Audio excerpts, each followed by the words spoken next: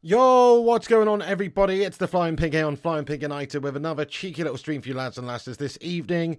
We got plenty to discuss in regards to Manchester United, the latest goings on with Ten Hag, the players, the squad, the injury situation, the stadium leaking, the shithouse owners, and all the rest of it. We're going to be getting into it raw in this video tonight. Thank you very much for joining us and getting in here for the show.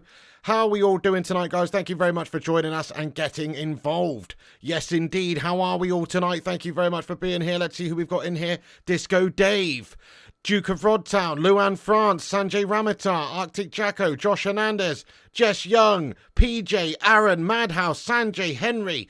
What's going on? Tom Furlong, Nick Pendragon as well. Good to see you.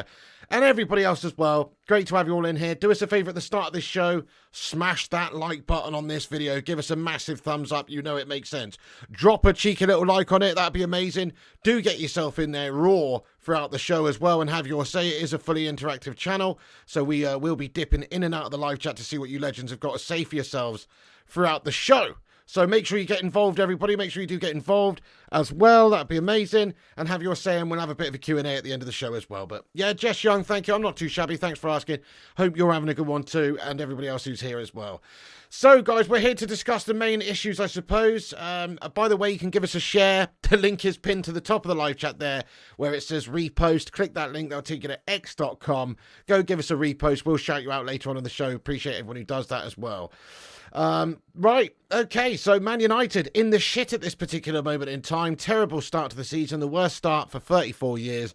An absolute shambles of a run football club at this moment in time, from the very top down, from everywhere, in every department. I wouldn't be surprised if Doris the tea lady makes a watery cuppa at this stage. You know what I'm saying? I wouldn't be surprised if Norma in the canteen is making, like, the gaseous carbonara this side of the fucking, the bloody Hadrian's Wall or some shit.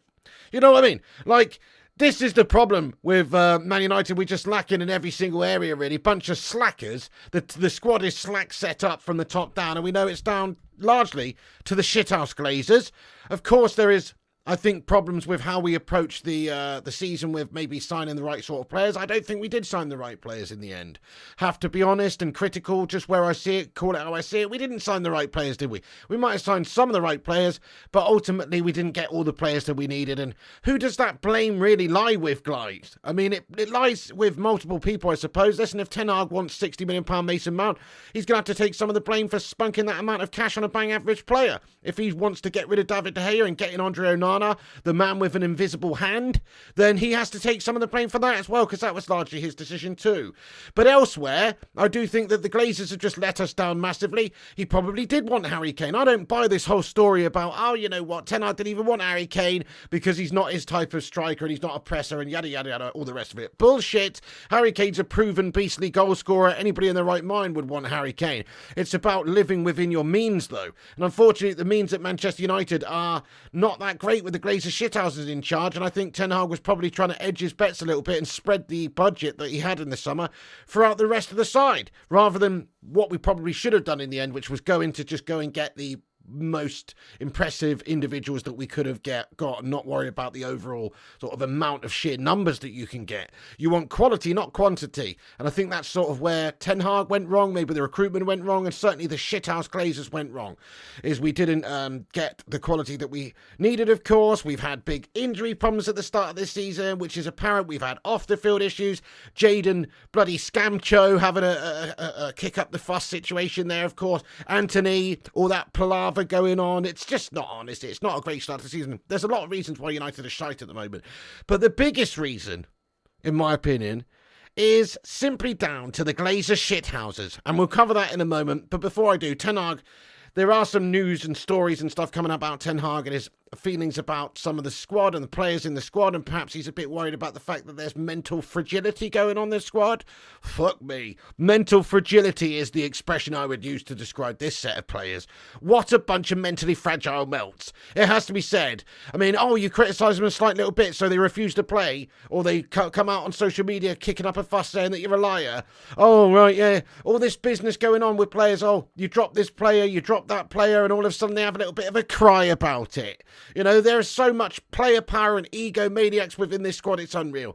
Even our strong characters and strong personalities are a bunch of bloody melters, if you ask me. There's only a couple of really strong individuals, and they're players that basically have come from other squads that are older, maybe part of a different sort of a generation of players, and had success elsewhere, and don't have the Manchester United mediocre mentality instilled into them because they came from elsewhere, i.e. Varane, Casemiro, these sorts of players, you know. I'm looking around at most of the players we've produced, and almost each and every single one of them has a sort of weak mentality, is a mollycoddled, spoiled little brat, most of them. So it is very frustrating. I understand what Ten Hag's saying. I mean, this is a report that says that people close to Ten Hag have suggested he's worried by the mental fragility of some of his players and their ability to handle adversity, particularly when things go wrong on the pitch. No shit, Sherlock! We can't handle anything when we go on the pitch. When we go a goal down against Crystal Palace, was there any real bollocks on display from us to be able to get back into the side, even against really subpar, inferior opposition? No. We just absolutely dwindled and crumbled and melted.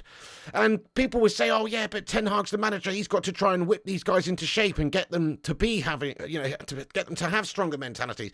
It's not as simple as all that, because he's signed largely players that do have better mentalities. People like Casemiro, people like Martinez, even Anthony might be a little bit gash, but he's a battler and he's from a tough background, etc. You know, he's got a certain level of effort and mentality and battler nature towards him, whereas a lot of these players that were here before Erik Ten Hag came in, they're absolute pussies, guys. Let's just say it how it is, absolute pussies.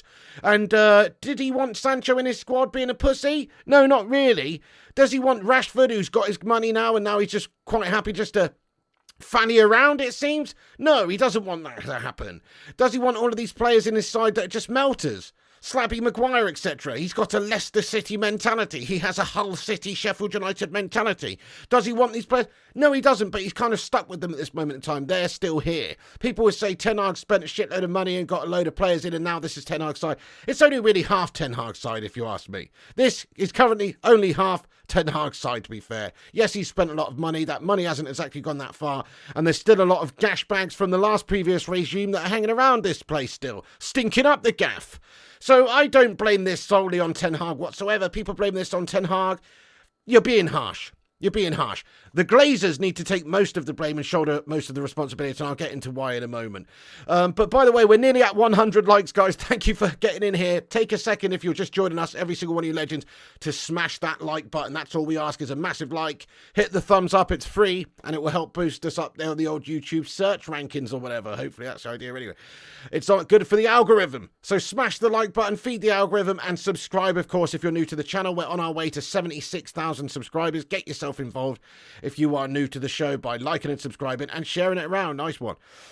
Ah, God almighty, what a painful season it is already being a United fan, though. I mean, I kind of believe, like, this season, in terms of the Premier League, is definitely over already. It's October the 1st, and Manchester United's season is over already. That might sound a little bit extreme, but I'm saying it. Smash a 1 if you agree. Now, okay, we might be able to win a cup if we're lucky.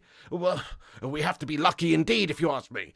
But smash a 1 if you agree that our season in terms of challenging for things in the Premier League is over. Even top 4, I think, is going to be difficult for Manchester United. Quite a few ones coming in here. Rashad says it's not over till it's over. I love it. He says no. But honestly, just from a realistic point of view, like, there's teams who are looking good. Spurs are looking good. Liverpool even. They were unlucky at Spurs, if you ask me. They were robbed, in fact. They're looking good again at the start of the season. Man City are Man City. Even though they lost to Wolves, they're going to get back on a winning run. It's like, that's 3 teams that are pretty much at this stage guaranteed to finish above us, really, because of how big the deficit in points already is, and just how good they're looking and how bad we're looking. Crazy things can happen. It's a marathon, not a sprint, and all that other guff that people like to say. But crikey, I mean, even if it was a sprint, we would be rocking up up and failing at that as well. You know, if it's a marathon or whatever, I mean, you know what I mean. We'd be failing at either a marathon or a sprint or a middle distance run. We are not looking good at this particular moment. That's the point I'm making. And because of that, I don't see us really finishing in the top 4 anymore. So as far as I'm concerned, if we can't finish in the top 4, the season's over. Never mind being able to actually challenge for the title. There was all this optimism at the start of the season before we started that perhaps this could be the season that we kick on. We finished 3rd last year, League Cup, teams coming together, Ten Hag at the wheel. There was an optimism and just a sort of a sense of positivity that we could, if we bought well, which we didn't, if we bought well, maybe we could go on and do some things this season and challenge. Challenge for the fucking title, guys. Well, that looks like an absolute pipe dream and just a ridiculous unreality now, doesn't it? Because of how we started, the worst start to a Premier League campaign or to a league campaign for 34 years. Absolutely abhorrent start to the season, which means that we're probably not going to get into the top 4. Let me just ask the live chat now, where do you see Manchester United finish at the end of the season? We're 7 games in. Of course, we've got 31 left. If we got 3 points for every single one of those, that's 93 points, guys. We could win the league. You know what I mean? But realistically, are we going to do that with how we're actually playing? So get your thoughts in. I honestly think we're going to finish 5th or 6th this season now. I think we will improve. I think we will do better. I think we will sort ourselves out to a degree and start playing better football. And once we've got injured players back into the side, I'm sure we'll have more options and this is Manchester United. We have got quality players. Surely once we've been kicked up the arse enough times, we're going to come out and play some better stuff. But why should we have to do that every single week? But as of right now, I just can't see us finishing much higher than 6th place, 5th or 6th place. I'm going to say 5th place. Arctic Jacko says 7th. Emmett's going 6th. Joshua says 11th. Keith's going 8th. Gary reckons we'll get top 4. Mate, that's how bad this season is now, though. It's October the 1st, and Manchester United are already debating whether or not we can get to 4th place in the league. Fuck my life! It's an awful season. It's an awful time to be a Manchester United fan. What a disgrace. 4th to 6th between there, says Christovsky. 2nd, says Duncan. Well, I love that positivity, lad. Madhouse says 6th to 7th. Arnab says 8th. 6th, says PJ. 9th, 10th, 8th, 6th. Right, thank you very much for getting in here with your thoughts and opinions, guys. Yeah, I mean, most of us feeling not that optimistic that we can even get top 4 now. Because you look at the other teams in the Premier League that are doing well and have got, you know, bit of momentum behind them and have started well and have a good coach in a good place at the time. And I'm not calling Ten Hag anything other than a good coach as well. But the point is they've got a good momentum already at the start of the season, whether it be Klopp at Liverpool, Ange Postecoglou at Spurs, or Pep obviously at City, and these sorts of guys, Arteta at Arsenal, you know, all these teams are looking all right at the start of this season, and you would probably expect most of them to finish above Manchester United at this stage. Abel W, thank you for your super chat, mate. I appreciate that. Thank you very much indeed for getting in here raw, lad. Abel, appreciate you, my son. Guys, can we get some love hearts in there for Abel, who has just sent in a super chat? He says, Piggy, unfortunately, Erik Ten Hag won't survive with Onana. Right, well, you live by the sword, you die by the sword, mate. And unfortunately with Onana, this was his decision. Just like it is with Mason Mount. People will say, well, okay, yes, we spent our money on these players. This is who Ten Hag wanted, and that's true. These are all sort of Ten Hag signings this summer, really. Højlund, Onana, and Mason Mount. These players are players that Ten Hag wanted. So you live by the sword, you die by the sword. He was the one who did want David De Gea to go and to spend £50 million on Onana, when we can see with hindsight now that that probably was not the right thing to do. It was probably better to just keep David De Gea here, a proven shot stopper, many times Manchester United player of the season, last season's Golden Glove winner, etc. And maybe just have a solid base to build on and go and spend elsewhere out on the in the rest of the team there. Perhaps get Harry Kane in instead of using the money that you spent on Mount and Onana. We've gone over that loads of times on this channel, but it's true. Because of that, he will be measured by sort of how well Andre Onana does this season as well. There's pressure on not just Onana to perform, but there's pressure on Ten Hag for Onana to perform. Because that's it. He's been brought in to play a certain way for Erik Ten Hag. And if he's unable to do so, it just makes Erik Ten Hag look gash, doesn't it, in terms of his judgment and everything. So I agree. I think there's actually a bit of pressure on Erik Ten Hag for Onana to do well. And rightfully so, really. You know, his signings are important to succeed. And obviously, a lot of his signings have been good. Last season's signings wholly were good. But this season signings, this summer signings, they just haven't really got going yet, have they? They haven't really got going yet. It seems like we spent a lot of money and we haven't really improved the side that much yet. Mason Mount, £60 million squad player. Rasmus Højlund, great one for the future, but is he ready to do it now in the Premier League? Probably not, compared to like proven, more experienced strikers. And Andre Onana, well, we spent 50 million on a player who's seemingly worse than David De Gea and can't stop a freaking shot. He's great with his feet, but so what? Might as well have just chucked fucking Scott McTominay at the back. You know what I'm saying? Because at least he could. He's an outfield player. It makes no sense. But anyway, the point I'm making is I'm making many points here, but one of the points I'm making is that Ten Hag will be judged on how some of his signings do this season, and hopefully they do well. It is very early. I don't think we can actually say, oh, everything's done for this season, but I think the Premier League campaign is more or less gone from us. We are quite far behind already. We're just in a hunt for a top 4 now, which as far as I'm concerned is piss poor. We should be trying to improve upon last season. We should be going to try and challenge the top spots in the league. And unfortunately, it's already looking like we're not going to be able to do that. I mean, I guess we could go on a good run now. Brentford coming up, got some winnable games. And then we've got City, we've got some tough games as well to come. If we were to get some upsets, get some good wins, then perhaps we could turn things around in a short space of time.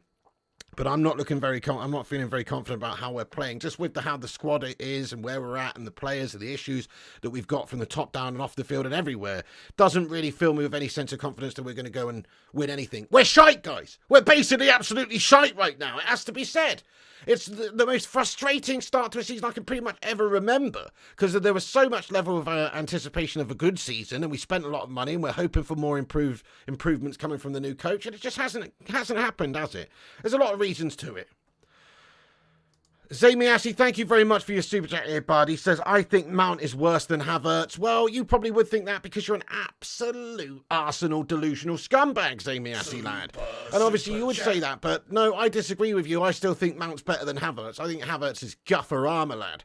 They're both shite, though, to be perfectly honest with you. They're both not that good. We still will try and get more out of Mason Mount. Of course, he's only 24, and hopefully he's going to have a good future at United. But right now, not very good, is he? But to say that fucking Havertz is better than him, I mean, goodness me, Zamiasi, I thought you waited until after midnight to get on the hard stuff, mate. What are you talking about? Listen to this man. Anyway, Zane, no thank you very much there with your absolute guff comment. Appreciate it. Do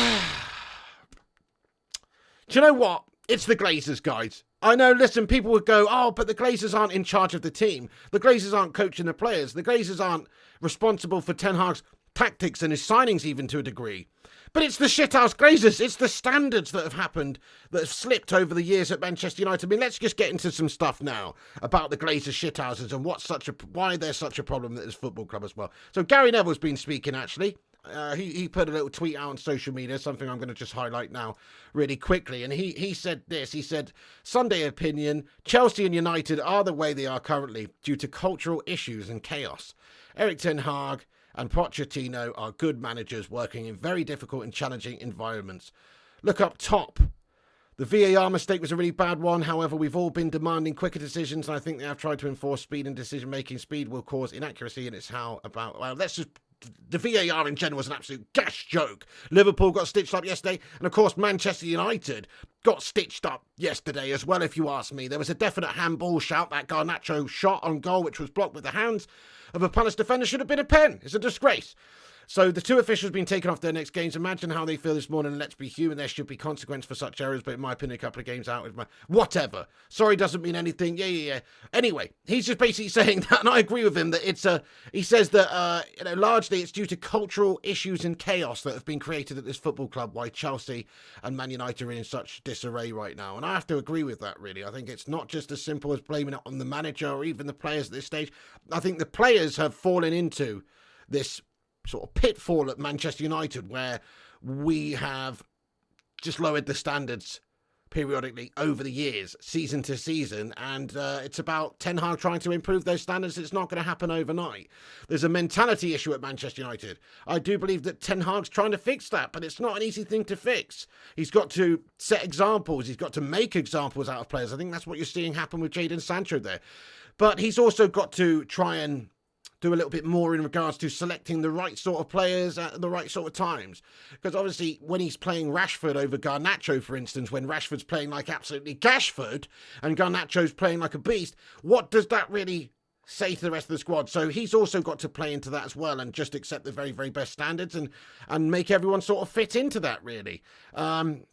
We've got another super chat here from Zaid Miassi. Zaid Miassi, thanks for another super chat. He says, at what point will you seriously consider United are in a relegation battle? Also, Neville said Arsenal are favourites for the title. Put that in your pipe, Don Piglioni, says Zaid Miassi.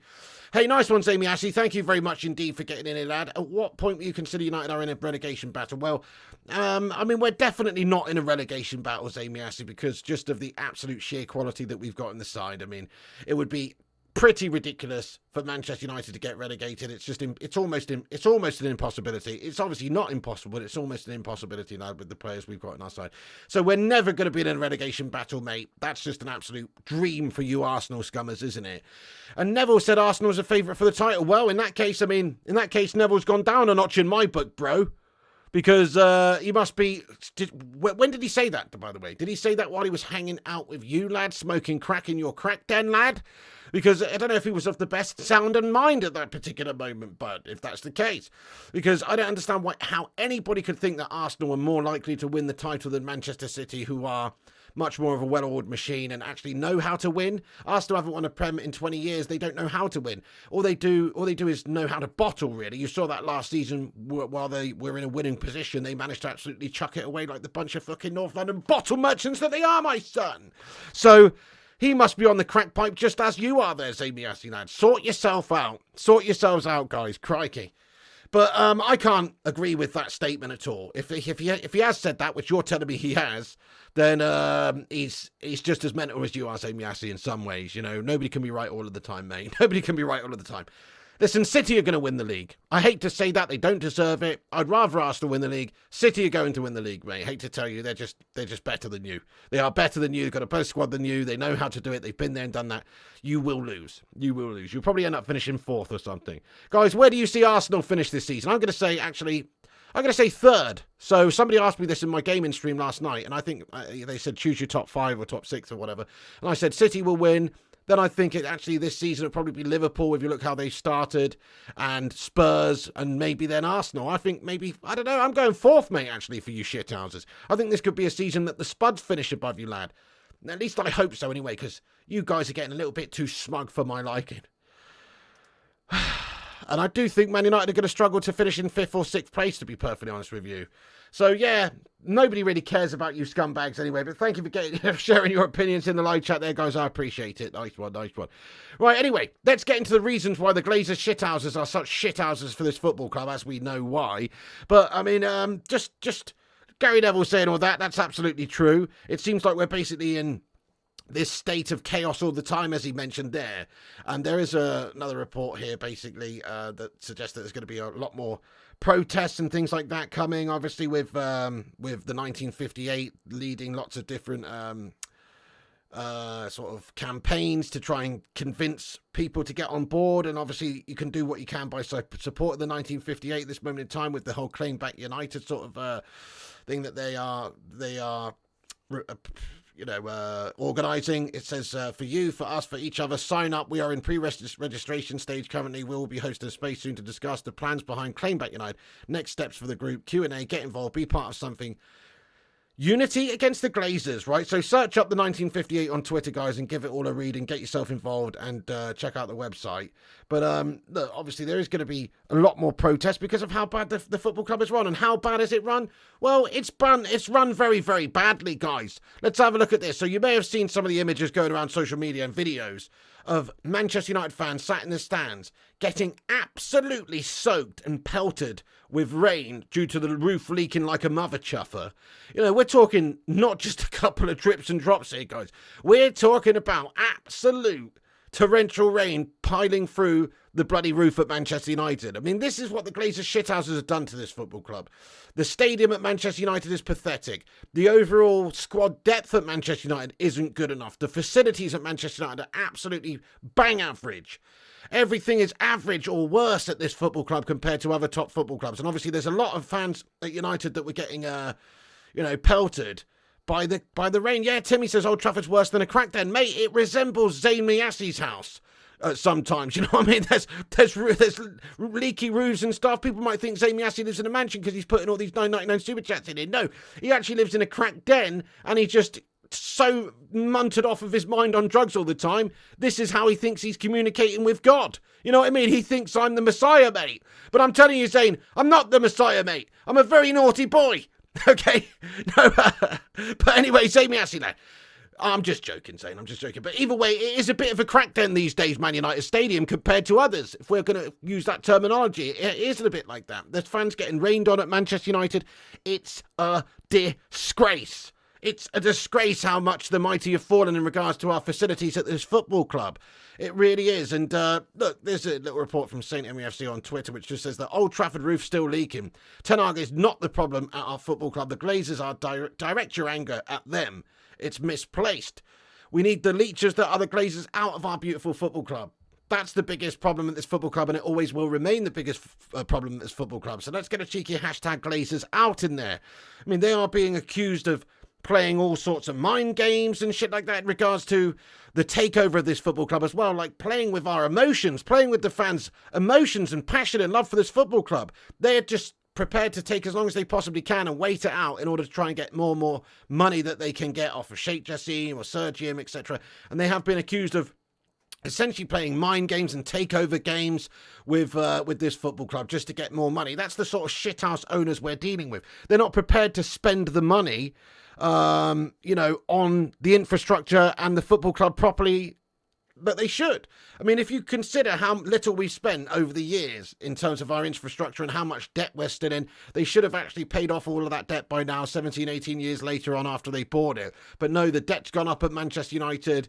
The amount that they spend on the infrastructure in that time is laughable for a huge club like Manchester United as well. I mean, let me just pop this up on the screen, right? So this is to credit Kieran Maguire on Twitter, who said that those Manchester United fans soaked at Old Trafford yesterday due to a leaky roof might wonder how much the Glazers have spent on the infrastructure. And in terms of the largest spenders in this country, there's a list here which we're going to pop on the screen. The answer isn't good, although far more than Mike Ashley spent at Newcastle. But, that is a terrible yardstick to be measuring yourself against, isn't it? But if we just have a look at these stats right here, guys, we can see, let me just make it a bit bigger so you can see. You can see that Spurs have spent way more than anybody else in the English Football League in terms of their facilities and their infrastructure. They've spent like 1.5 billion. Okay, so this is Premier League infrastructure spent from 2010 to 2021 in terms of pounds. And we've got millions of pounds, sorry. You've got Spurs spending 1.5 billion. You've got Manchester City spending 421 million pounds in that period of time on their infrastructure. That means things like stadiums. That means things like the facilities, the infrastructure, everything, all things like that. Obviously, Spurs got that new stadium. That's where that's coming from. That's why they spent so much money in that period. But City spending that. Liverpool spending 266 million. Brighton spent 195 million. Leicester 153, Brentford 126, Arsenal 122, Man United down right there with £98 million spent. I mean, that's pretty ridiculous, really, guys. That is pretty ridiculous that Man United, who are a top club, we should be right near the top in terms of our spending and our infrastructure, particularly when you consider how dated our facilities are and our stadium and all that kind of stuff. We're stuck in the 90s, yet we are way down there on the list. We might have spent more than some teams like Chelsea, Everton, Southampton, Wolves, Watford, Villa, Crystal Palace, Burnley, Leeds.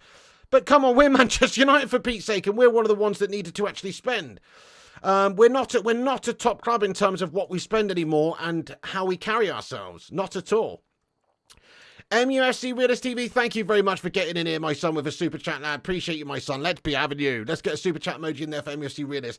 Thank you, bro. He says, Pig, we are 9 points from City, 7 games in, 33 games to go. The ball is round and anything can happen. Let's not panic yet. Others will get their fair share of injuries.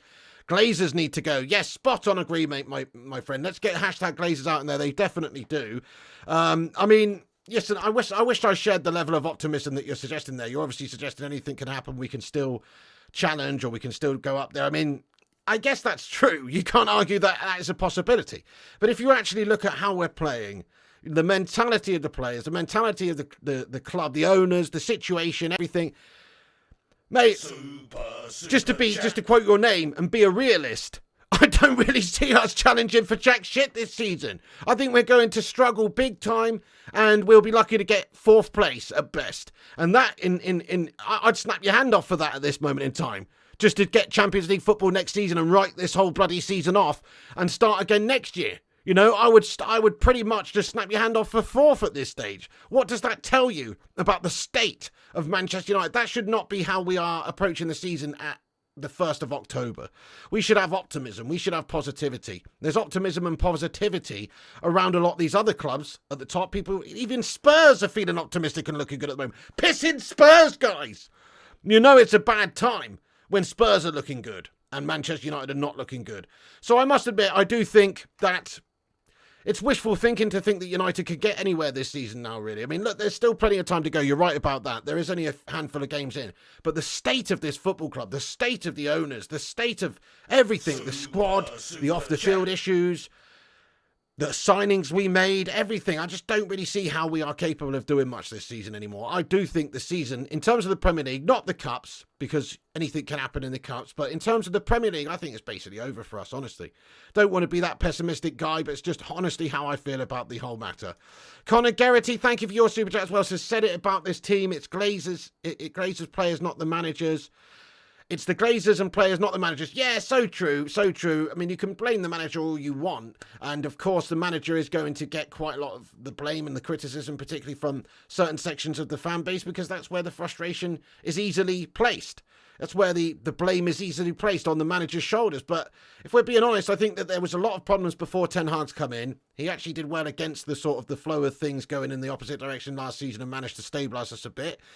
And the overall issues that are there from the top down are unavoidable, really. And it's hard for Ten Hag to do his job while there's so much uncertainty and lack of clarity at this football club from the top down. You've got these owners who we don't know if they're being sold or not. There's no communication going on there. Don't know if they're selling the football club or not. Are they staying? Are they going? Are they prepared to invest in all areas of the club? It's a nightmare. I mean, imagine trying to do that job with that level of uncertainty at the club and just the chaos that is caused by this whole saga of being able to try and, sell the club, or are they staying? It must be a difficult time for the managers and the coaches to do their job properly, if you ask me. Thank you, Connor Geraghty, for getting in there raw with that as well, lad. Appreciate it. Nice one. Great comments coming in tonight, guys. Thank you, each and every one of you guys, for getting your thoughts in there. Kate says we will finish mid-table. Sin says, I feel like things will get worse before it gets better. I kind of feel like that too. Listen, what we can hope for is these Glazer shithouses. As I'm saying, look, this spending chart on the right, I mean, that's just classic Glazer shithousery. They don't spend. They've got us in $1 billion in debt. They are the reason why we're where we're at, and we are struggling in all departments. That's exactly the reason why we are failing right now, because of the Glazers. So I just wanted to try and take away some of the blame away from Erik Ten Hag. Yes, he's not perfect. Yes, he's made some decisions that are a little bit questionable, like bringing Donny and the Slab on late in the game yesterday, or like making substitutions a bit too slow, or perhaps maybe choosing players based on their name and reputation rather than their current form. And he's played into some of the classic sort of mistakes that some of the managers have made.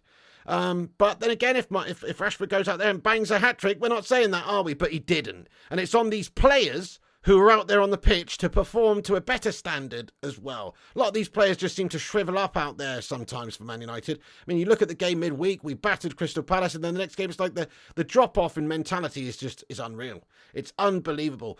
People like Bruno Fernandes, our captain, completely invisible in that particular game, and plenty of players just seem to shrivel up. It was very, very frustrating to see. So our players need to man up. The players are a big problem at this football club, like Connor Geraghty said as well. Certain players in this side do not have the strong mentality that we need to be able to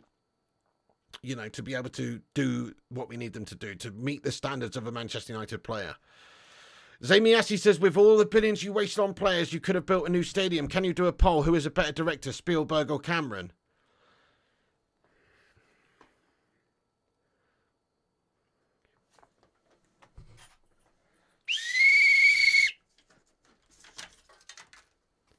Straight red, mate. Straight red for you, Zamiasi, mate. This is a football chat we're not getting into. He's a better fucking film director right now, but it's obviously blatantly Steven Spielberg anyway, mate. Come on. He's done way more better films. Now, shut up, bud. Obviously, James Cameron's done a bunch of good ones, but he's not got the catalogue and the longevity, mate. Do you know what I'm saying? Spielberg's done way more bangers. Red card for you, Samiassi. You've got some big issues, lad, if you're bringing that into this conversation. You just like to derail things, don't you, mate? That's what you are. You're basically like a penny on a train track, you, mate. Just want to try and derail things, lad. You're a scumbag. Anyway, thank you, Samiassi. Straight red card for you. Guys, can we get some red card emojis in there for Samiassi? Because he is an absolute annoyance sometimes, isn't he? We're not getting into that, but I'm certainly not doing a poll for that. It's blatantly Spielberg anyway. Cameron's good, but it's blatantly Spielberg. Right, okay, guys, so, where was I? Right, yeah, do what you can to support the 1958, hashtag Glazers out. We aren't going to get any better until they're gone. It's just a fact, guys. We aren't going to get any better until they're gone. I think Kate Cadet is right in what he's saying, or Sing Games said it, actually. We are probably going to have to get worse before we get better. Before things get better at this football club, it probably will be a bit of a drop-off for this club. I think the Glazers shithouses have to go for us to truly get to where we need to be, really. It's the same old, really. It's the same old story here, isn't it? It's been talked about for years, unfortunately, on this channel and everywhere else as well. It's like the biggest problem at this club is the Glazers. It seems like it's a repeating cycle at this football club. We get a new manager. He does well for a little bit. There's a bit of a manager bounce. It takes some of the pressure off the Glazers shithouses. They might spend a little bit in order to sort of appease the fan base and make it seem like they're doing something. And then people forget about just how fucking shite they are. And then all of a sudden, when all the wheels fall off again at some point, which they have done in a short space of time here, it is only a short space of time. Like, this is not panic stations just yet. It's so early on in the season. It is not panic stations just yet. But it highlights all the problems that there are from the top of the club down once you have a bad period of football on the pitch. And that's what we're seeing right now. It's a bad spell of football, the worst for 34 years in terms of a start to the league campaign. You can't get away from it. The worst for 34 years. Terrible, terrible start to the season for a huge club like Manchester United. Unacceptable. But the biggest reason for it is the infrastructure at the club. It is the owners. It is the lack of proper investment in all areas, including in the depth of the playing squad. We might have spent quite a bit of money on players, but we didn't spend enough. We didn't get the top players in. We weren't prepared to spend certain money on certain wages that we should have done, i.e. Harry Kane. We've just cheaped out and spread our bets over a bunch of different players in the squad, and we didn't even get enough players. We had to sell players before we could buy new players. We couldn't get a new centre-back in. We had to get a cheap Johnny Evans in on a dirt cheap deal instead because we couldn't get rid of Harry Maguire, because our whole infrastructure is messed up at this football club and our whole wage structure is messed up. We pay players way too much money and we can't get rid of them. The case could be made for players just like Scott McTominay, Harry Maguire, Tony Martial, Phil Jones over the years, who went obviously in the summer, but lots and lots of examples of why this club is just in a state of affairs that it is. Bad infrastructure, bad decisions, and certainly a bad structure in terms of who we buy, why we buy them, and how much we pay them. And that's why you get egos like Jadon Sancho throwing the toys out the pram, or wankers like Slabo Maguire refusing to leave the football club, which means that we struggle to improve elsewhere. If we could get rid of these guys, because if we weren't paying them an absolutely extortionate amount of money, perhaps we would be a much better squad this season because we'd have been able to reinvest a little bit more. But because of our owners, they said you have to sell to buy, and they weren't prepared to invest properly, not fully anyway. Yes, they did spend money, but they weren't prepared to invest fully unless we were able to sell players in the squad, which we weren't able to do because we pay them too much money and they're shit, so nobody wants them. So it's just like this never-ending cycle of shite at Manchester United that you can't get away from. Those are the main reasons why we've failed, and we won't get any better until they are gone. Spot on Gaming Sim says the Glazers need to go, of course, but those players should be enough to beat Palace at Old Trafford. No, you're absolutely right, mate. You are spot on, mate. You're spot on. I mean, you see the game before. The 3-0. We're certainly capable of it. It's a proper mentality problem. I mean, the technical abilities of the players we've got on the pitch compared to the technical abilities of the Palace players, it doesn't even compare. We're much more skilled. We've got much more quality throughout our team. We should have just trounced them again. But it's a mentality thing. These guys, they can't handle the pressure. They shrivel up at Manchester United. I think Ten Hag's right. If, in some regards, when there's, well, at least these reports are correct, where there's talks about the mental fragility of these players, because it does seem like, in my opinion, we've got a bunch of mental fairies out there, guys, who just absolutely crumble job it at any given opportunity. They don't have the cojones or the mental stability to really put these good runs together. That's why we have been just where we have been over many, many years. I mean, Ralph Rangnick was right, wasn't he, guys? We go back to the godfather, Ralph Rangnick, and say that when he was talking about the open heart surgery that Manchester United needed. I think that's absolutely spot on, really. We did need to get like 10 players gone and 10 new players in. Players with proper mentality and character, and not care too much about the egos or the reputations and the sort of the fanfare that surrounds these names and these players. We have selected players based on the wrong reasons, I think, at United for a long time. That's why we had gash bags like Slabo Maguire, £80 million Melter, and Alexis Sanchez and Pogba and these sort of twat bags playing in our side and being pathetic and not being up to the standard of United, rather than just going to get like proper characters, proper workers, proper people who, are prepared to work very, very hard and be professional and fight for the shirt. That's where we've gone wrong, really. So it's a mentality issue, I think, at this football club. We've just turned into a bunch of melters over the years. It's not happened overnight. This has been a progressive thing over many, many years since Fergie left. Fergie was the don at setting the tone and setting the standard at Manchester United. It's no coincidence that as soon as he went, we had a massive drop-off. It's no coincidence at all. It's always going to be difficult for whoever came in after Fergie, of course, but since then, we just haven't been able to meet those standards at all. On the pitch, off the pitch, anywhere. Fergie was an absolute gem of a man, and he had set these standards over a long period of time at Manchester United, which players had to adhere to. And if they weren't meeting those standards, they weren't going to play, and he would quite happily sack them off to whichever club would have them. Whereas this club right now, the player power has got too much. These players with their egos and their big, big money, they've got too much power and too much say, I think, in what goes on at this football club. And also, I just don't think they've got the strongest of mentalities when you compare them to other clubs, other teams, other players. Largely, yeah, there's a few really good ones. I mean, there's only a few players that would get in the top sides in the league in our starting 11. I think that says everything, and that's based on loads of things. That's based on the mentality of players. It's based on the technical ability of players as well. But there's only a few that would get into the top teams. Only a few. I mean, we're talking about Rafael Varane, we're talking about Casemiro, we're talking about arguably is the word, people like Bruno Fernandes. Most of them wouldn't get into the top sides in this league anymore. And that is a sad, sad thing to say, but it's true. Like, that is wrong, but it's true. Most of these players that we've got in our squad, mentality-wise and technical ability-wise, wouldn't get into the top sides. Smash a one if you agree with that statement, guys. It's a bit of a bold statement, but honestly, I do think it's true. I think there's only a handful of players in our squad that would be, that would be in contention for getting in City's lineup, for instance. That's just wrong. We shouldn't be that. We shouldn't be that club where we're that far away from the top sides and the top mentality players. You look at Pep Guardiola's City. How many of our players get into City's starting 11? Arguably those three that I mentioned. But is Bruno really getting in there ahead of Kevin De Bruyne? Is Cassie getting in there ahead of Rodri? And is Varane even getting in there? You know what I mean? Like in the actual starting 11. That's what I'm saying. Now, those are our three best in terms of their mentality and their experience and their qualities. And they are arguably not even getting in City starting 11. None of them.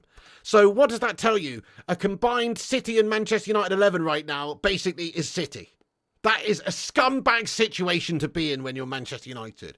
Well, there you go, Cake. He says none of our 11 getting a City team. Not a chance this game in Simp.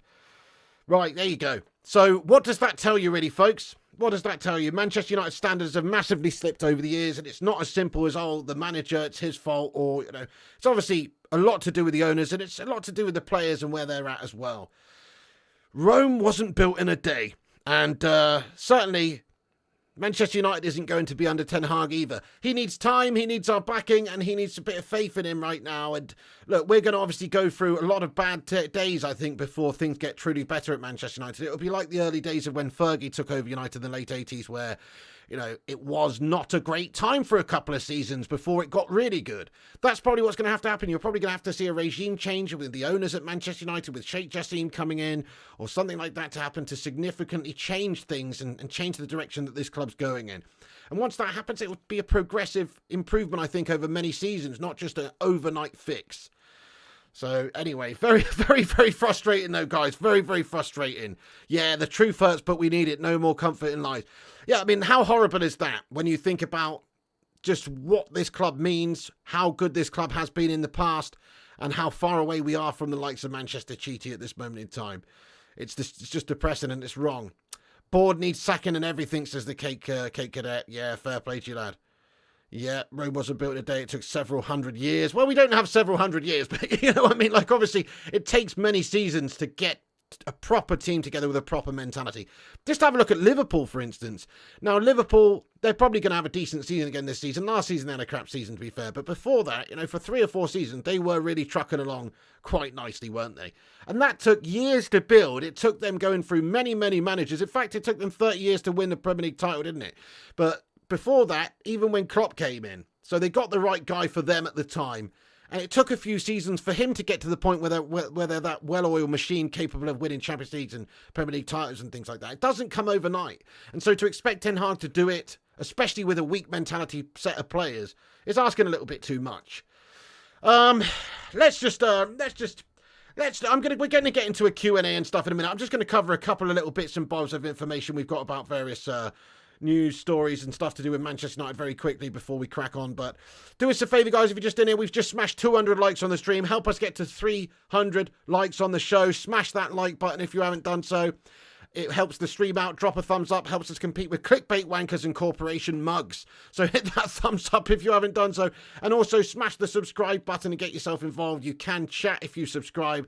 And if you subscribe, then you can chat instantly. So get yourself subscribed to the channel if you're new. And make sure you have your say in this fantastic community of legends, the mighty Bacon Brigade. Big love to the 539 legends who are currently in here listening and talking tonight. Appreciate you all. Right, so look, obviously there's big bad news about Martinez. Lisandro Martinez is going to be out for a few months, guys, and I find this an absolute disgrace as well. I mean, every single department at Manchester United is a joke, isn't it? An absolute shambles when it comes to just how we run things. So, breaking, Lisandro Martinez will have a second operation on his broken metatarsal on Monday after suffering a setback in his return from injury, right? And various reports suggest that this guy's been playing injured for basically quite a long time, really. Been playing injured, guys, receiving injections and shit like this. So Scott Saunders here says that another 3 months out for Lisandro Martinez, surgery tomorrow. Imagine a football club so poorly run that they can't fully recover one of their players from a long-term injury. Every piece of bad news at the moment just sums up how broken Manchester United actually are. Couldn't agree more. Why are we even in the situation where we're playing somebody who's not 100% and risking the possibility of this guy getting injured? And having a more long-term injury. You know, we've rushed this guy back, and it's potentially led to him being sidelined for a lot longer. I mean, what is the matter with us? Alex Turk says, I can't believe Lisandro Martinez played from the start of pre-season when his foot injury hadn't fully healed. Even more baffled by how United allowed him to take painkillers to feature in 2 more games after he felt a problem versus Arsenal. Utterly horrendous management. I mean, this is absolutely shocking, isn't it? A huge player like that, and we've got just what we deserve in this situation, really. A great player with great momentum, could have been out for a few weeks or could have been out for a period of time that is a lot less than what he's going to be out for now, essentially. And could have planned it better. Maybe he could have had, if he needed surgery, maybe it could have happened over the summer. But instead, we've just basically let him play while he's harbouring an injury. And that has led to him now getting injured long term. He's got to have this surgery now and he's going to be out for up to 3 months. How shit are we in every regard? It's a joke, an absolute joke. And this is one of our most important players to the side. So he's not even going to be back until, Christmas time, guys. Shocking, isn't it? Zamiasi, thank you very much for the super chat. Says, Piggy, will you do watch along for the women's Arsenal and United and the men's Arsenal City game? Zamiasi, no. I won't do a watch along for the women's game, mate. No disrespect, but I don't really have the foggiest idea about what's going on with the women's football, lad. Listen, no disrespect. Everybody, each to their own, but I haven't got the time to get into all of that, mate.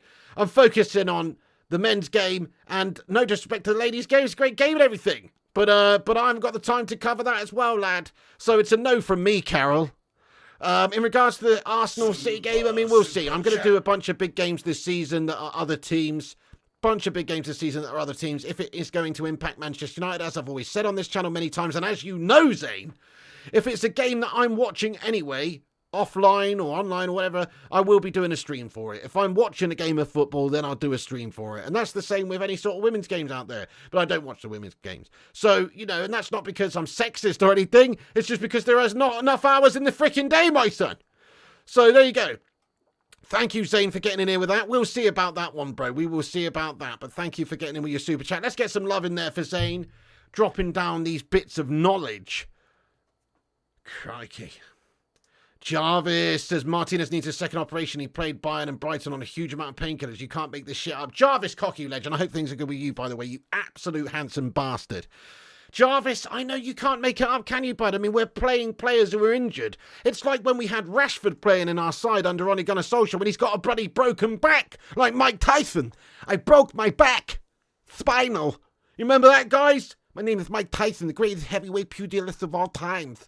You know what I mean? Do you remember that, guys? When Rashford was playing with a fucking broken back. Obviously, he didn't have a broken back, but he had a back issue. And he was carrying, probably from carrying Manchester United. But he was playing shite for 6 months because he had to have an injury. He had a bloody injury, guys. And it was ridiculous. Just the fact that Manchester United played somebody who was not 100% and who could have even re-injured themselves or further injured themselves. And that's exactly what's happened here with Lisandro Martinez again. Zaymiassi says, didn't that happen to Fat Ronaldo in the 98 final? What's that we're talking about, Zaymiassi playing injured? Didn't he? Is that the one where he had like an epileptic fit or something the day before, mate? I seem to remember. Is that the one you're talking about, Zayn? I can't remember now. But there was a final where Fat Ronaldo just wasn't really himself in the final, was he? Because I think he had like some sort of an epileptic attack, mate, the night before the game. What? Somebody might be able to remind me, but I do remember something about that. You what? The Vutinator says we got 241 likes. Thank you so much, everybody, for hitting that thumbs up button. Yes, indeed, do smash the like button if you haven't done so. They spiked his food, says sub 2. Yeah, crikey. Something like that. You know, Nike forced him to play. He really didn't look himself, did he, in the final? He was absolutely guff. Worst of all, we allowed him to go on Argentina duty, says Jarvis Cocker. Yeah, and their manager didn't even, didn't think it was wise that he played either because of this foot issue. Panic attacks, says Jay Fader, right, yeah. The team sheet was changed just before the game. That was bizarre, wasn't it? Yeah, World Cup final versus France, 1998, says Mark Gianogli. Indeed, they put stuff in his food. Would have been so easy back then. No cameras or phones. Yeah. So there you go. Anyway, the point is, Manchester United, I think we're pretty poor in terms of our medical side of things as well. It's not just the facilities, it's not just the coaching, it's not just the players, it's not just the owners that's the problem. It's every part of Manchester United. The medical side of things at Manchester United. I think we just got Arsenal's physio in, haven't we? And all sorts of stuff going on. Like, we're trying to improve in that regard. But you have to say, Man United do not run things well. Perhaps there is a reason why we've got so many injuries at this moment in time. Perhaps we're just pushing players too hard. It's known that Erik ten Hag loves his players to be highly conditioned and works them very, very hard in training and things like that. Perhaps it's leading to some injuries and stuff. And I'm not blaming Erik ten Hag on this, but it seems a little bit silly and counterproductive to play players who are harbouring injuries when it could potentially lead to them getting further injured and then out for a long period of time. So we're asking for this, guys. We're asking for this situation by playing Martinez at the start of the season injured, and now he has to have surgery. It's an absolute shambles. He was dosed up on adrenaline, says Mark N. Yeah, there you go. The Mustard says Nike sponsors made him play in it, says the Mustard. Oh, my goodness me. Yeah. So, Pretty awful, guys, pretty awful. Anyway, all I'm saying is it's a bad run football club from the top down. There you go. Just on the whole takeover guff, there is a little bit of takeover guff right here, and it's more takeover guff here. It's more PR spin. It's more guff. Listen to this. Express Sports say Man United takeover. Sheikh just seemed to complete Glazer's deal this month as saga nears the end. I mean, what a load of old bollocks, guys. I mean, we can hope, we can pray. Hopefully this is true. That's what we need. We need Sheikh Jassim to buy this football club and take us back to the glory days again and spend on the infrastructure. It's going to take somebody like Sheikh Jassim to make this club great again. Sir Jim Ratcliffe is not the answer, guys. He will come in and he will scrimp and save and do what he does just similarly to the Glazers, I think. Are we really going to spend £1 billion or £2 billion on stadium infrastructure immediately? Is that going to happen under Sir Jim Ratcliffe? No, probably not. Is it going to happen under Sheikh Jassim? Probably yes. Probably yes. So I do believe that the only way this club gets to be fantastic and great once again is if we get the new owners in there. Simple as that. And it has to be the right owners, not just somebody that's going to mortgage his football club. Nut You Legend says it was an epileptic seizure. Yeah, that's what I thought it was, Dad. He says, as someone who suffers from epilepsy, I can confirm it's not a good idea. Your body is so heavy after a seizure, hard to lift your feet and legs. There you go, mate. Can't be mentally right, can't be physically right after something like that happening. Yes, I thought it was some sort of an epileptic seizure that took place before the final there. Nut, thank you for confirming that for me, lad. And I can imagine, yeah, no, there was a reason why he was a shadow of himself in that game, lad. Thank you, Nut. And Zane's got in here again with another super chat. He says, if Ten Hag goes, what managers are left to pick? Oh, my God. I don't even want to talk about him going, actually, to be honest with you, Zane Miassi. I think it's too negative of a stance. But, I mean, if you put me on the spot, I'm going to say there's a short list of certain managers that Man United would have to look at, isn't there? But a lot of them wouldn't really be that realistic. Like, I'm sure a lot of people go, oh, Ancelotti would really be a good manager to come in, but it's not realistic. From the realistic managers that maybe we could get, there's people like Unai Emery, who's, let's face it, doing a good job over at Villa, obviously, and is a great coach, to be fair, with a bit of pedigree about him.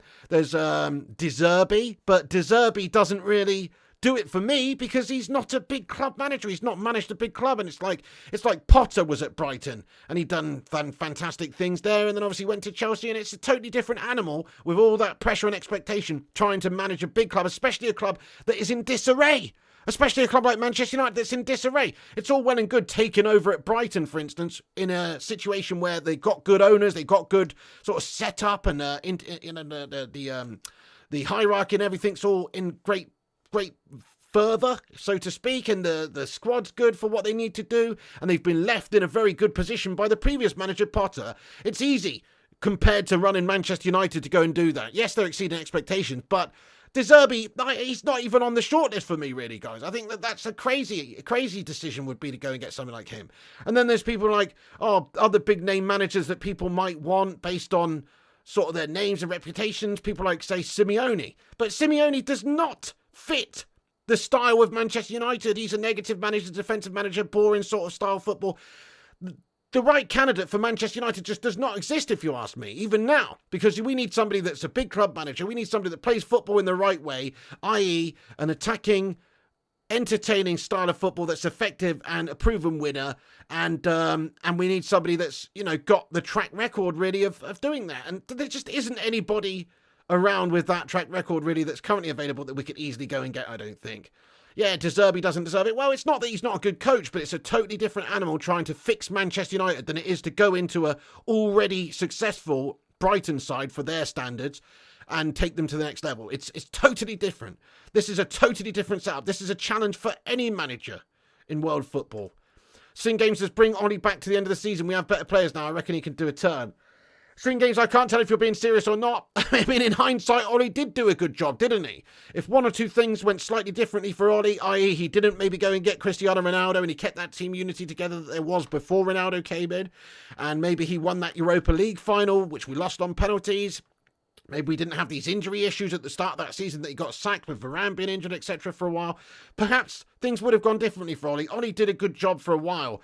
But if we're being totally honest, I think Ollie is a good manager for Man United, and he's a nice guy and everything, but is he the guy to really take us to the top level? There's only a few managers, I think, in world football that are big enough for this job, and they've all got great top coaching jobs at this particular moment in time. So it's hard to really say. I don't see there being any standout candidate at all for Manchester United. People say Zidane, okay, yes, but it's totally different going in from your club that you've played with and had that experience with, and going to be successful with an unbelievable squad of players, and to go into Man United, which is in disarray and in a different footballing league and in a bad position with bad owners. It's a totally different situation, It's, who knows? There's really not that many options, I don't think, for us. So I say stick with Ten Hag, give him the faith, give him the time, give him the belief, and let's just see what he can do over the course of this season. I don't think there's any point of even sacking off Erik Ten Hag before the end of the season, even if we're having an absolute stinker, to be fair. Because I don't think the fundamental reasons for this issue at the moment is even really solely down to Ten Hag at all. Zane with another super chat, he says, why didn't you give Moyes more time? He's got West Ham playing better than United. Piggy, did you complete Resident Evil 4? Super chat. Sort your fucking life out, mate! Zane Miassi, you are a fucking wind-up dweeb, lad. What's your fucking problem, bro? Talking in here about fucking Resident Evil, son. Do you know what you need to do, mate? You need to fucking put your VR headset on, lad. Take a little stroll into fucking Raccoon City, lad. And fucking get eaten by a zombie or something, mate. You need a fucking reality check, bruv. What are you coming in here talking about this shite all the time, bud? Moyes more time. Moyes the Ginger Goblin more time. I mean, to be honest with you, you're asking rhetorical questions here. You know I've talked about this on the channel many times. I've said that David Moyes, probably in hindsight, if you consider all the situations and the previous managers that have come before and after, etc., probably should have had a bit more time. Man United like to scapegoat managers and put all the blame on them. The Glazer shithouses like to scapegoat managers for their shortcomings and put the blame on these coaches, don't they, and say it's all their fault. It's not the fact that they didn't invest. We got fucking Marouane Fellaini in that summer transfer window, mate, when David Moyes was here. That's all we fucking got. You know, there's many reasons why Moisey failed, and yeah, one of them is that Moisey's a fucking gas-tastic dweeb of a manager. Do you know what? He's not big enough for Manchester United either, lad. But yes, I guess he should have been given more time. Oh, he's doing well at West Ham now, is he? Fuck me. He should have never actually been given the job, to be fair, if you ask me. All he'd ever done was do okay at Everton. 5th place finishers, 6th place finishers. Who gives a fuck about that? Like I just said, Man United should be looking for managers who actually have a proven fucking track record of winning things and playing nice football. Not just somebody who's doing all right with a fucking bang average team, you know? We aren't Arsenal, Zamiassi. We're not Arsenal, we're Manchester United. Yeah, Moyes should have been given more time, but he shouldn't have actually been given the job in the first place, mate. Let's be honest. I mean, we know that Fergie had a meeting with Pep Guardiola, and if we're being totally honest, yes, he's a City scumbag, and yes, he's done amazing things there and all that kind of stuff, but that would have been much better, wouldn't it? But even Pep would struggle at this football club with the shithouse owners and the shithouse infrastructure and the miscommunication and the lack of clarity and everything that's going on at this football club. This is a horrible environment to be a manager. It doesn't matter who you are. Fuck me. Zane, thanks for your super chat. You're a wind-up merchant, aren't you, lad? Why would you even ask me about Resident Evil 4? No, I haven't, mate. No, I haven't. This guy doesn't know we're doing a football chat, does he? Well, he does, and then he asks really random questions. You know, what's this guy's problem? This is a football discussion, mate. So that his next super chat's going to say something along the lines of, what do you think is the reason why Marcus Rashford's failing? And also, what are your thoughts on Neil Buchanan as the host of 90s TV kid show Art Attack? You know what I mean? Let's get some piggin' relevance to the video, my son. You know what I'm saying? Goodness me.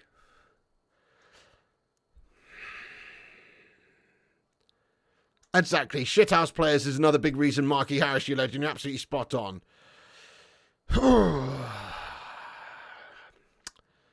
Moyes is ahead of us with a shit team. Well, fair enough, Ivo Bozic. Moyes, he's a good coach. He is a good coach, but he's not a top-tier coach, is he? He's not a top coach. To suggest that he's a top coach is madness. He's an alright coach. He's a decent coach. That's not an art attack. This isn't an art attack. This is Art Attack. You forgot Lukaku, says PJ.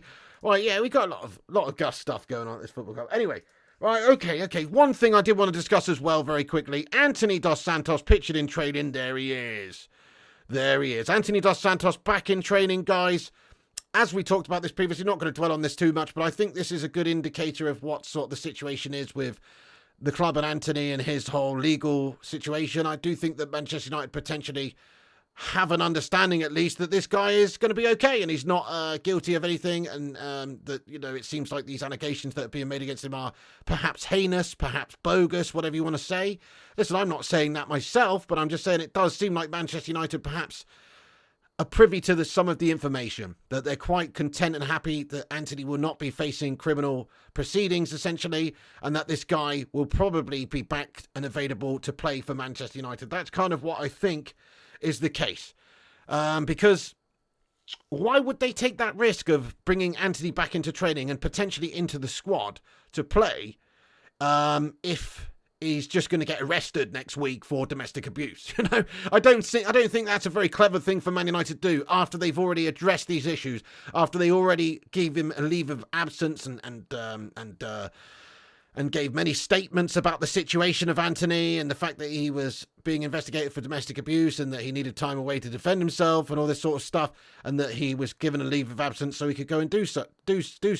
I don't think we would take the risk of bringing him back into the side in order to, just face him getting arrested next week. So because of that, I do think that that's great news. I think everything looks probably like it's going to turn out to be good for Anthony in that regard. And as we showed a picture of him leaving the police station after having a discussion with the Greater Manchester Police the other day, and it does seem like he was pretty happy leaving. He had a big smile on his face when he was leaving. It seemed like it was a reasonably successful sort of a fact-finding situation, perhaps for the police as well. And he wasn't arrested or anything. And of course, it does seem like his ex is going to be talking to Greater Manchester Police of what we've heard. But I personally think that it'll probably be okay and he'll be back into the team. Guess what? Does it help us on the pitch? Don't know. I don't know really, guys. I mean, I guess it helps us because we've got more depth available, but he's actually been fucking bang average, hasn't he, this guy? 85 million quid, bloody hell. It's like he's a pogo stick bouncing around up there on the right side. He's only got one fucking leg. The other one's an absolute swinger, this man. And he's so if he was a fucking diamond, he'd be a window, this twat. He's so individually faceted. He doesn't have many facets like a diamond. He's just like a bloody glass pane, this man. That's the problem. He's got one side to his game. And at the moment, so far this season and towards the end of last season, that one side was pretty bang average. Very disappointing. But I hope that he's going to do good things for us, obviously. It would be nice if they did. Sad thing is we didn't even miss him. That's what I'm saying, Gaming Sim. In reality, the right-hand side, we're probably better off with Pellistri. Pellistri didn't really shine in that last game against Crystal Palace, but he has looked good. You can't do it every game, particularly when you're a young developing player. Whereas Anthony's looked kind of bang average for a long time. I understand he's had some things off the pitch that he's had to deal with, though, which maybe has hindered his game a little bit, but we haven't exactly seen all the hype in regards to his performances at Manchester United. MUFC Realist says, Piggy, fact, Glazers are broke, so they can't afford to sack Ten Hag. Well, there you go. I don't think they would want to sack him either because they'd have to give him a cheeky 20 million quid or something to go, wouldn't they? So they won't want to sell him. They won't want to sack him anyway. They don't want to do that. What will happen, though, is if Manchester United, say, by Christmas, are in the position where we are completely melting, i.e. 8th or 9th or 10th or somewhere where we really shouldn't be, then they will have to, I guess, because that's what they do. They will scapegoat him, just like they have done with previous managers. Even though it may not be Ten Hag's fault, I think they would just scapegoat him and they'll have to pay the money to do it. But right now, they'll give him every chance and every possibility because, like you say, they don't want to fork out the money in order to get rid of him and also then have to go and sign up somebody else for big money. They are tight bastards. They don't want to spend the money. So you're absolutely spot on. He will get time at this football club, not just because he deserves it and not just because I think he's done a good job previously. He's got a bit of credit in the bank, but also because the Glazers shithouses don't want to spend the money to get rid, nor should they. I mean, let's actually get into the chat here just very quickly. Are you guys Ten Hag in or out?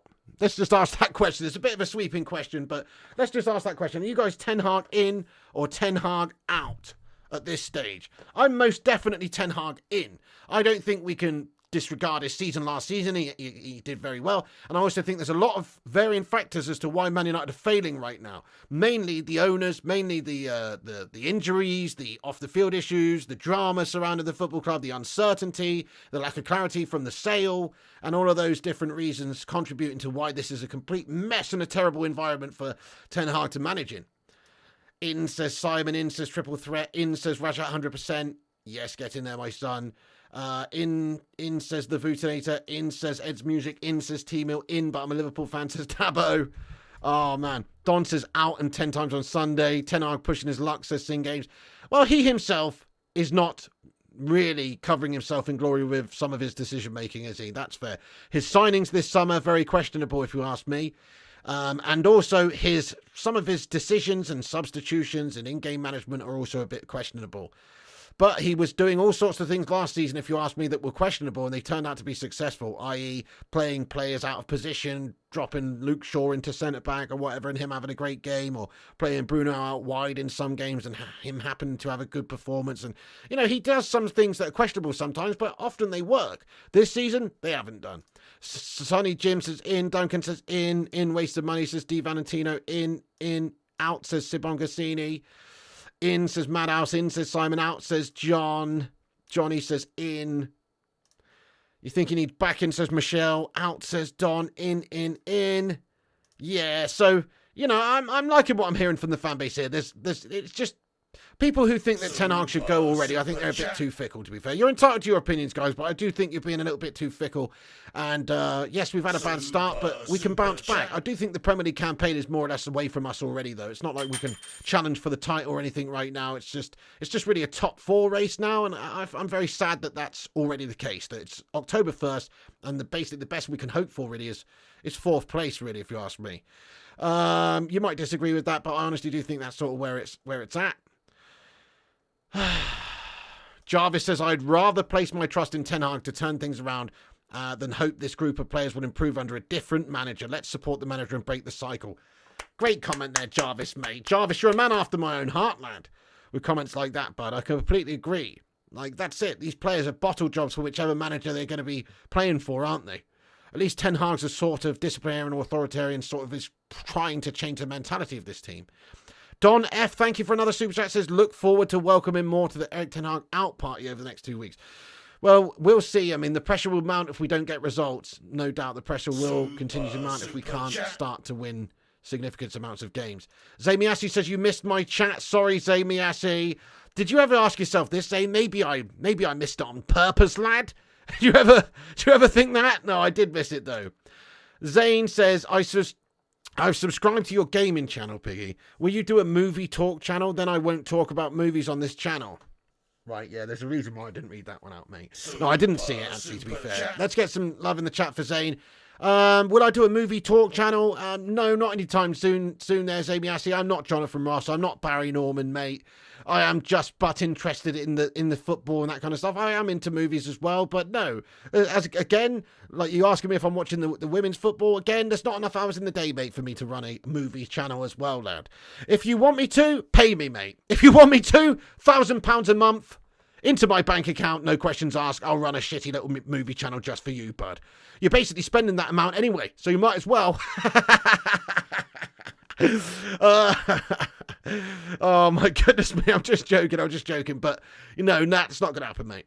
Thank you very much for the super chat as well there, Mr. Who is the next one? MEFC Ridders TV again. Thank you so much, bud, for another super chat. Shout out to you, my son. Get in there. Says Malasia is due back after 3 international breaks. After the international break, Ahmad and Kobe as well. Amrabat will go back in the middle and we will be balanced. Very true. We have had a lot of injury concerns. That can't be helping the manager either to have the lack of depth to choose from in this side. That's true. That is true. Like, once we've got players back, like if our strong starting 11 is back, then in my opinion, the starting 11 at Manchester United, if everyone's fit, probably looks a little bit something like Onana in goal. I guess Luke Shaw, Martinez and Varane. Obviously, Martinez is out for a long time now. Wan-Bissaka's out, isn't he? He would definitely be in our strongest starting 11.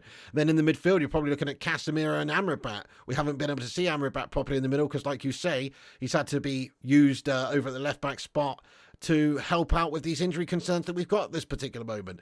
And then, okay, right now, Rashford's not doing the business. I still hope that he can come back and be his very best this season at some point. But for now, I would give Garnacho the nod. And then Bruno Fernandes is Bruno Fernandes, and he's got to play in the hole. Over on the right-hand side, if we've got Anthony available, Anthony does score goals for us and can be effective, even though he maybe sometimes doesn't look too great on the eye, but he does get goals. And then that would give competition for places over on that side and extra depth. And up top, once Rasmus Højlund starts firing, hopefully, you know, we're going to see a really fantastic player there. So that's starting 11 certainly is a lot better than what we've currently been putting out there the last few games. So it's a very fair point. We have had big injury problems. When we get everybody back fit, or even a few players back fit, hopefully we'll be much more capable of playing better football. To be fair, we do talk a lot about movies sometimes as Gangshi. Well, we do, but this is most definitely a football channel, you know what I mean? And we're not going to be talking too much about movies. To be fair, Gangshi, we do talk about movies a little bit, but there's a main reason for that. It's usually because Zayn Miyasi comes in here talking some shite about movies. You know, that's the reason why. Or somebody comes in here talking some shite about movies. That's usually why that happens. Super chat. Zayn Miyasi, thank you. No, seriously, thank you to Zayn, though. He does come in here talking a bit of shite every now and then again. But he also does support the channel just as much as anybody, really. So thank you, Zayn Miyasi, for another $9.99 super chat. This guy's going in there absolutely ham. He says, I look forward to the watch-along on Tuesday. Another piggy meltdown. Popcorn and shisha already ordered, says Zayn Miyasi. You are a complete dirtbag, Zemi Assi, lad. Thank you very much for that. Well, hopefully it's not going to be the case. I'm feeling confident about our European potential this season.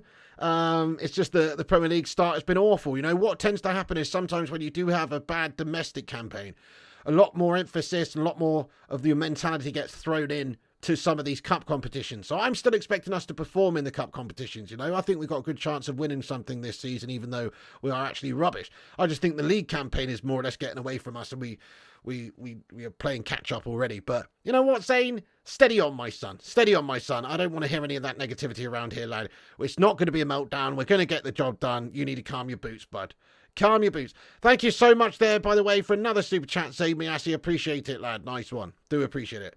Okay, I'm just going to do pretty much a rundown of what we discussed in this video, guys. Then I'm going to get into the live chat and see what you legends are saying. We're only 8 likes off of 300 likes. Do hit the like button. Help us get to 300 likes. Let's have a like spike. Only 8 away. Also, make sure you subscribe, guys. We're only 21 subscribers away from the next mini milestone of 75.8k subscribers. Almost at 76,000 subscribers now, on the march to the big 80k.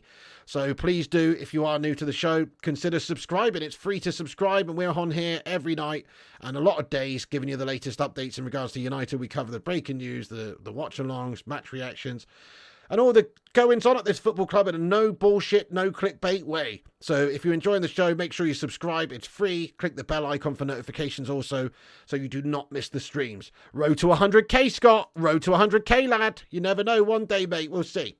We shall see. Okay, then. So let me just do a rundown of what we discussed. So yes, Anthony back in training. That is a positive, of course. That is definitely a positive, of course.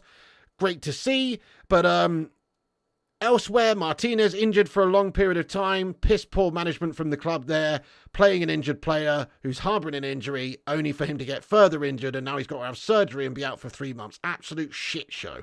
Absolute shit show. As we talked about at the top of the stream as well, Ten Hag, reportedly anyway from people close to him, is worried by the mental fragility of some of his players and their ability to handle adversity, particularly when things go wrong on the pitch. We don't seem to have the ability to get back into a winning position when we go down, no matter who it's against. It's very concerning. Very concerning. And then also, as we discussed at the start of the show, there's big problems with Manchester United's infrastructure. So we mentioned, of course, the problems with Manchester United's leaky roof. And there was video footage going around on social media of fans being absolutely pelted by rain, sitting in their seats, and the roof is just leaking through, pissing through water for the entirety of the game. They get absolutely drenched. And that's the sort of really a symbol of what's happening at Manchester United right now, to be fair. An absolute joke. Direct your frustrations and anger at the Glazers shithouses, because they are the ones that are truly lacking in the proper investment in all areas of this football club, and the lack of clarity and communication is having a knock-on effect, I think, with the chaos at this football club, and it is an absolute shambles, and it's a tough environment for everybody to work in at the football club, if you ask me. They have been accused as well of basically conducting sort of mind games in regards to the takeover, trying to, delay things essentially to try and get more money. And that's the sort of owners we're dealing with here. They don't really care about the fans or the situation of the football club or making us better on the pitch. Their only concern right now is making as much money as they can, either from an outside investment or the full sale of this football club. That's all they really give a shit about right now, and it's clear to see. The infrastructure at Manchester United has not been invested in. This is from Kieran Maguire on social media, who said that those Manchester United fans soaked at Old Trafford yesterday due to a leaky roof might wonder how much the Glazers have spent on infrastructure, spent on the country's largest club stadium. The answer isn't good, although far more than Mike Ashley spent at Newcastle. And here is some statistics in the bottom right-hand corner there, guys, of Manchester United's spend on the infrastructure at United. Obviously, Spurs got a new stadium, 1.5 billion spent by Spurs over the 11-year period of 2010 to 2021. City in second place, 421 million spent. And then Liverpool, Brighton, Leicester, Brentford, Arsenal. And then behind that is Manchester United. We spent fuck all on our stadium and infrastructure at Manchester United. That is where we're at due to our shite bag owners, guys, the shithouse Glazers. Never forget, the Glazers are the parasites of this football club, and they are the biggest problem at this football club by a country mile. Yes, there's players that are gash. Yes, the manager maybe made the odd wrong decision signing a potentially wrong player, or maybe making a selection mistake or substitution mistake, or whatever the case may be. These are human errors, but they are not They are not the biggest problem at this football club. The biggest problem is the Glazers. So let's get a hashtag Glazer shithousers out in the live chat. Thank you, Don Gungster, you absolute legend, leading the march of the Bacon Brigade, my son. As we mentioned, you can support the 1958 on social media, the _ 1958. Check out Claim Back United campaign and get yourself involved and ready for more protests for this ownership of this football club, because it is an absolute disgrace and a nonsense, guys. So do what you can. Do what you can. Right, I'm going to get into the live chat for just a couple of minutes and see what you legends are saying. We are doing a FIFA stream tonight as well. Before I do, I'm going to go over and shout out everyone who's reposted the show on social media. There's a link at the top of the live chat on x.com. Everyone who's retweeted the show, I'm just going to give you a big shout out now because it does help spread the word. The link's pinned to the top of the live chat there, as you can see. Click that link. Give us a repost on Twitter, and that would be awesome. And I'll just get the link as well to the gaming channel stream. We are doing a gaming channel show as well, peeps, where we are going to watch the play the FIFA, play the AFC 24, whatever it's called. Right, let's do a shout out of everyone who's retweeted the show. Thank you, guys. So, Aaron Homeyard, get in there, you legends. Sanjay Ramitar, Luan France, Larry Hasser, United Mark, Sin Games, Boomy, Stephen Braun, Jarvis Cocker, you absolute handsome bastard as well. Feline Fur, get in there, you big Don.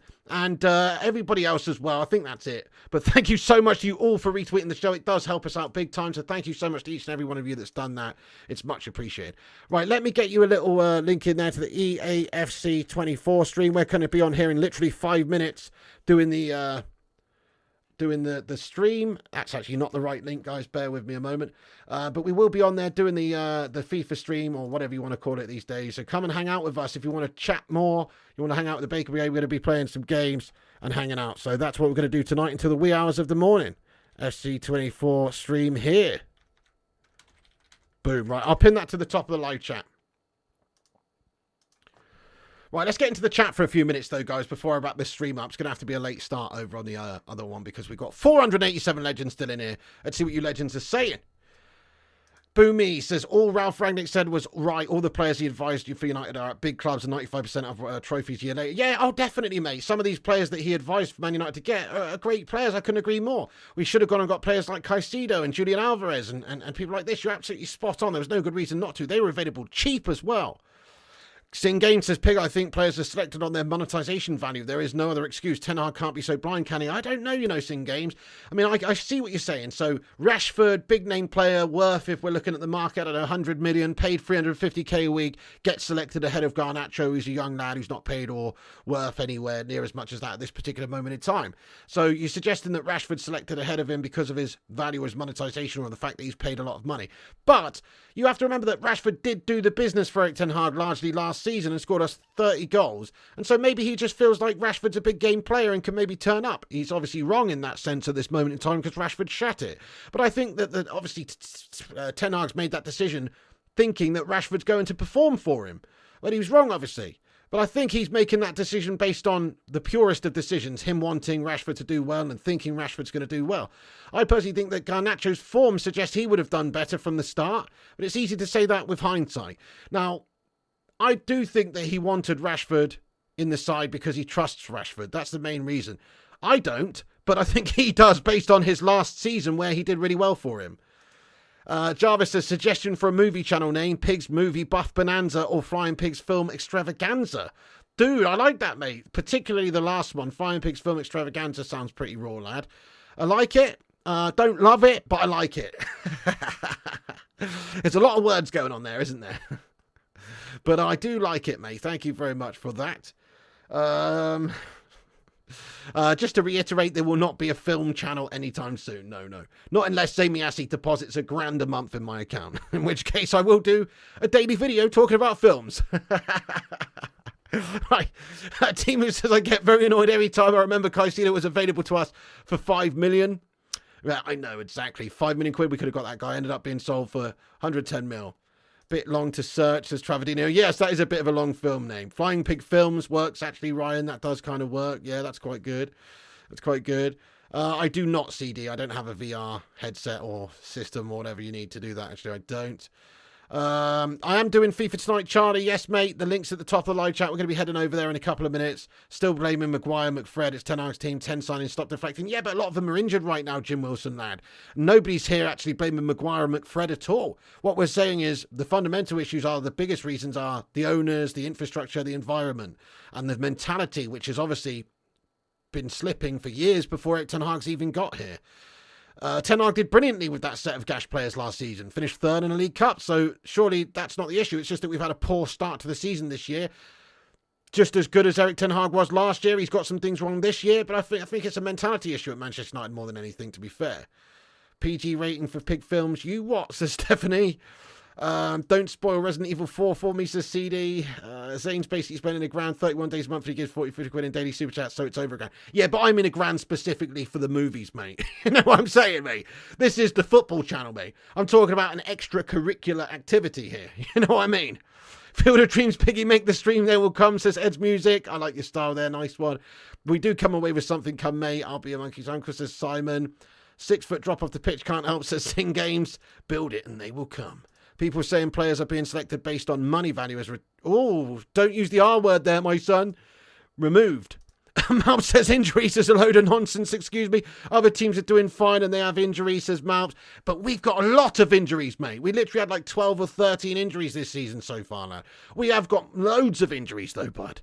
You do need to have a squad capable of dealing with these injuries, which we haven't got, though. That's the problem. Like, that's why there's gash bags like Maguire and McTominay and people like that being called upon. Donny van de Beek coming on the pitch and stuff. There is reasons why we're in this position. Flying Pig Cinema, says Natalia Jimena. Like that, Flying Pig Cinema. That's pretty standard, isn't it? What about the Cinema Pig? Or something like that. No, I don't know. But Flying Pig Cinema is pretty, is what it is on the tin.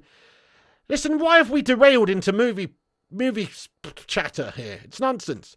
Could have been worse. Could have got smashed 6-1 at Villa, says El Granis. Yeah, but Brighton doing bits this season, aren't they, in general? And just like where you are as a club, owners-wise, momentum-wise, team-wise, everything. You're better off, mate. You're better off.